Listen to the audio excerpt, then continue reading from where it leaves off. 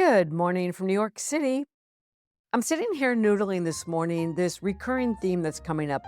I've talked about how I'm feeling restless, and I had originally said that I'm bored and reframed that for myself as feeling restless or desiring more or wanting a third act. You can say it in many different ways. And what I'm noticing in my conversations is surprise, surprise, I'm not alone.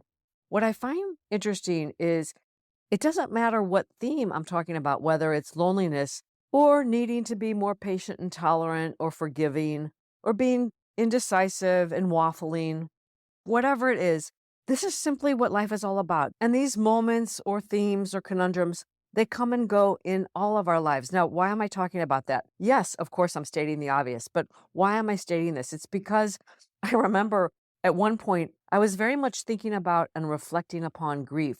I was reading about it, I was seeking out wisdom, and I felt like I had a lot to say. And the message going through my head was, oh my gosh, Constance, you don't want to go down that route. That's like the last thing people want to hear about. And lo and behold, Anderson Cooper comes out with his amazingly beautiful podcast, All There Is, and takes the world by storm.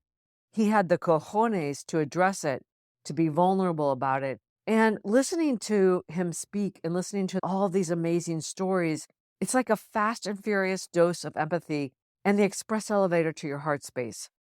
I truly experienced that podcast as a stunning work of art and an important and beautiful window into humanity. Anyway, all of this to say that the theme that's coming into my life that I'm trying to avoid at all costs is related to aging and midlife and all that that encompasses. And the negative Nelly bird that sits on my shoulder sometimes, screeching self-doubt, tells me, nah, don't go down that route. And I know it's important. That feeling that it's important is the same thing I felt when I was so much thinking and writing about grief. The negative voice is also saying things to me like, you want to appeal to a broader audience who wants to hear about getting old. There are a lot of great people out there talking about it, and if people are interested in that, they'll go find it on their own.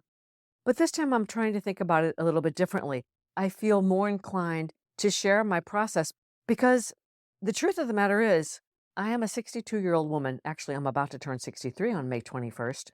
And I feel strong and vibrant and better in my skin than ever before. Life isn't over when you're 60, and it's not over when you're 70, and it's not over when you're 80. We get to choose how we conduct our lives. We get to choose how we show up. We get to choose the narrative that runs through our head. And just yesterday, in fact, I was having lunch with my two buddies, Sarah and her sister Alex.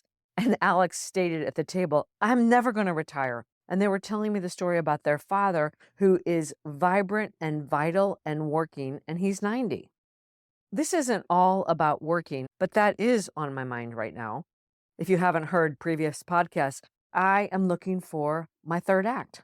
I have shied away from this many times in the past, a little bit because I've had doubts about my ability and my desire to reinvent myself in some way. And of course, let's face it, it feels vulnerable, but I want to step up to the plate and own it and be honest and share my journey with you. Now, of course, not every podcast will be about this, but I do want to share what I'm doing and how it makes me feel and what kind of response I'm getting.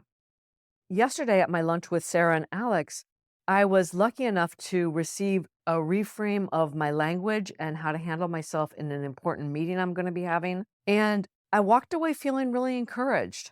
And while it may take time to find my way, I'm in it to win it. The last thing I want to say here is you may have heard me speak in the past about MEA, the Modern Elder Academy. That's the beautiful place I went on a retreat in Baja California. And they just opened a new campus in Santa Fe. Anyway, I called my friend Kathy yesterday and I said, what is the other word that we use for modern elder? Because the use of the word elder is something that I don't love. Another word Chip Conley, one of the founders of MEA, talks about is the midlife chrysalis. Chrysalis is really beautiful because the chrysalis is, of course, about transformation. But the Dear Constance language around this period of life, which is actually quite an extended period in time, I'm going to call it midlife magic, baby. There you have it. I am experiencing midlife magic. Oh, I just love that. I'm going to end here. That's all for now. I wish you all a wonderful, wonderful weekend. Until next time, from my heart to yours.